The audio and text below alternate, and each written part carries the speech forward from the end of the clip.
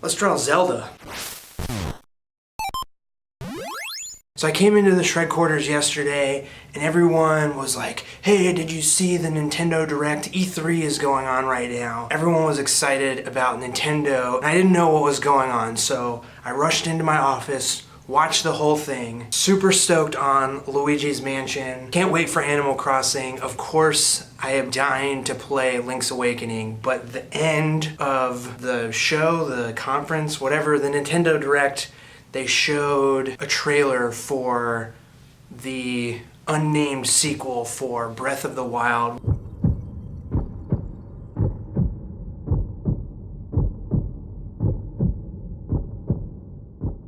My theory for this trailer, they find this mummy, Link gets his hand corrupted and goes kind of crazy, so I feel like in this sequel you're going to be playing as Zelda and you're going to go on an adventure to save Link, which I think is just a fun flip. I don't know if that's actually what the game is going to be, but that's what I'm imagining in my head movies. So it's got me excited to draw Zelda, and I thought it'd be fun to make a little process video and share it with you. So yeah, let's draw Zelda from Breath of the Wild sequel.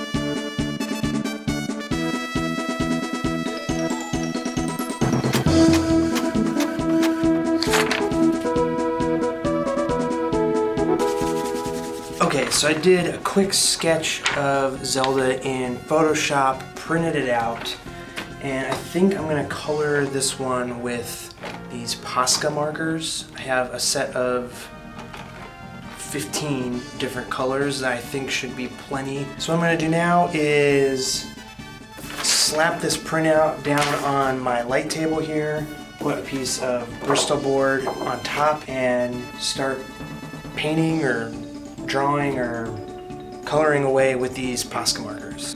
All right.